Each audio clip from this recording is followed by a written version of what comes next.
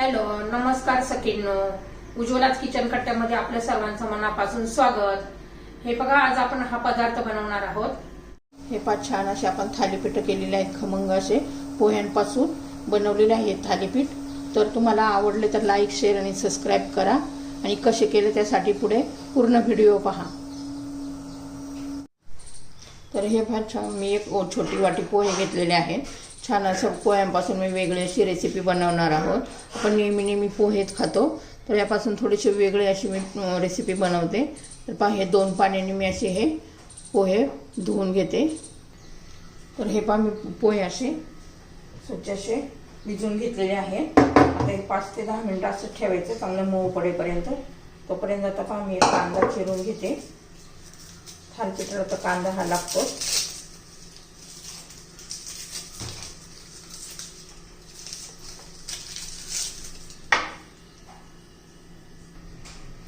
आता पोहे भिजतात तोपर्यंत आपण हे कांदा, लसूण, कोथिंबीर मस्त असं बारीक चिरून घ्यायचे. लसूण चिरून घेते, किसून घेतलं तरी चालेल, पेस्ट असली तरी चालेल. बघा, आता हा लसूण पण झालेला आहे.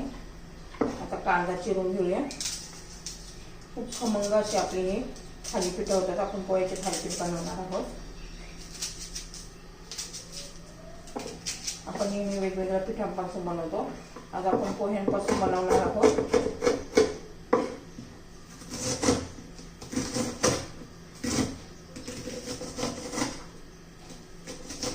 सकाळी सकाळी नाश्त्याला करू शकता, संध्याकाळी जेवणासाठी बनवू शकता किंवा डब्याला पण देऊ शकता. काही जास्त वेळ लागत नाहीये, त्याला पटकन होणारी रेसिपी आहे. तर कांदा पण चिरून झालेला आहे, लसूण आणि कांदा. भरपूर अशी आता कोथिंबीर पण घ्यायची आहे. थालीपीठाला जास्त कोथिंबीर असेल ना तर छान लागतं. तर हे पहा, आता आपले पोहे चांगले असे मऊ झालेले, खाता दाबल्यावर कळतं. मग असे चांगलं दाबून मऊ करून घ्यायचे, एकजीव करून घ्यायचे आपल्याला पोहे. 1-2 मिनिटं चांगलं असं दाबून एकजीव करून घ्यायचे, म्हणजे छान असे.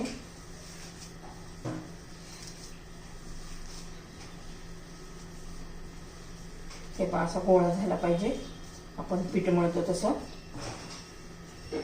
झालेलं आहे. आता आपण याच्यामध्ये सर्व अशा भाज्या घालून घेऊया, जे आपण कांदा कोथिंबीर चिरलेला आहे ते. हे पहा, कोथिंबीर घातलेली आहे, कांदा, लसूण, आलं पेस्ट, हे सर्व काही जे असेल ते घालू शकता तुम्ही त्याच्यामध्ये.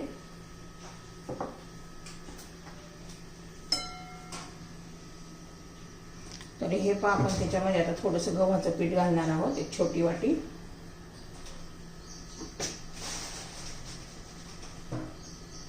थोडंसं बेसन पीठ घालायचं, 2-3 चमचे. आता त्याच्यामध्ये आपण सुके मसाले घालून घेणार आहोत. लाल तिखट तुमच्या चवीनुसार घालू शकता. त्यात हळद घालायची थोडीशी, 1 चमचा मी धना पावडर पण घातलेली आहे.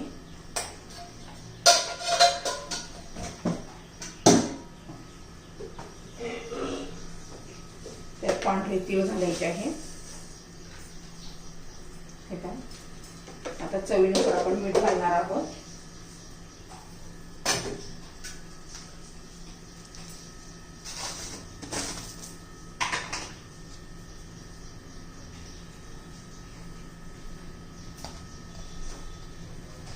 सर्व असं व्यवस्थित मिक्स करून घेऊ आणि थोडं पाणी घालून त्याला मळून घेऊया.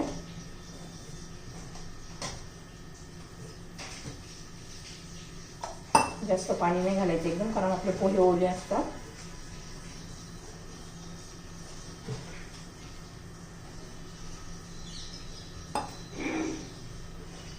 तुम्ही अजूनही दुसरी पण पिठं घालू शकता, ज्वारीचं, बाजरीचं, तांदळाचं.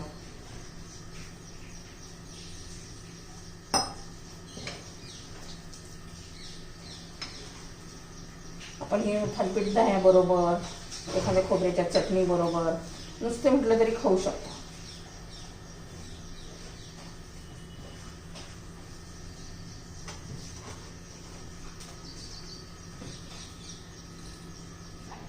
तर हे पहा आपलं पीठ आता भिजून झालेलं आहे. थालीपीठाचं एकदम असं घट्ट नाही मळायचं, थापता आलं पाहिजे ह्या पद्धतीने मळून घ्यायचं असं छान असं. आता मी तवा ठेवते गरम करण्यासाठी. तर हे पहा असं एक ओलं करून कापड घ्यायचं, एखादं सुती कापड असं, त्याच्यावर पुन्हा असं पाणी थोडं शिंपडायचे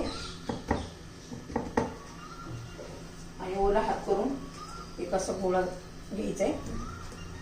तुम्हाला कितपत मोठी करायची त्यानुसार तुम्ही त्याचा ह्या पद्धतीने थापून घ्यायचंय.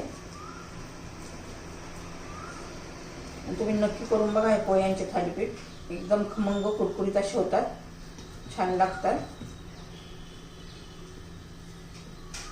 हे पाहता आपलं थापून झालेलं आहे. मध्ये त्याला असं होल करून घ्यायचं म्हणजे आतून छान असे भाजून निघतात, शिजून निघतात. आता हे तयार झालेलं आहे. तर हे पहा आपला तवा गरम झालेला आहे, त्याला तेल लावून घेऊ. मस्त असं तेल लावून घ्यायचं सर्व बाजूनी.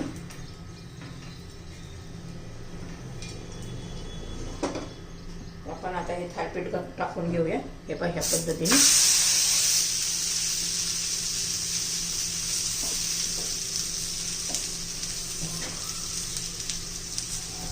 दोन मिनिटं तरी एका बाजूने आपण भाजून घेऊया.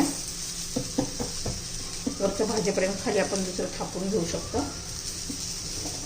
नाहीतर डायरेक्ट तुम्ही तव्यावर पण करू शकता.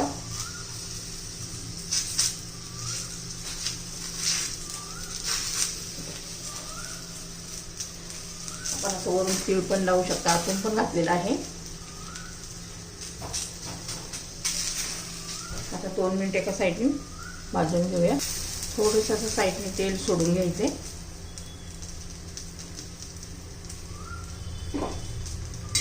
आता उलट करून घेऊ. हे बघ, आता पुन्हा 2 मिनिटं दुसऱ्या साईडने भाजून घ्यायचे.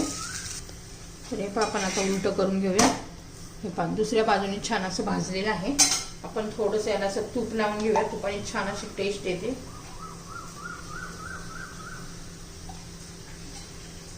आता दुसऱ्या बाजूने लावून घेऊया आणि अशी सर्व थालीपीठं मी आता करून घेते.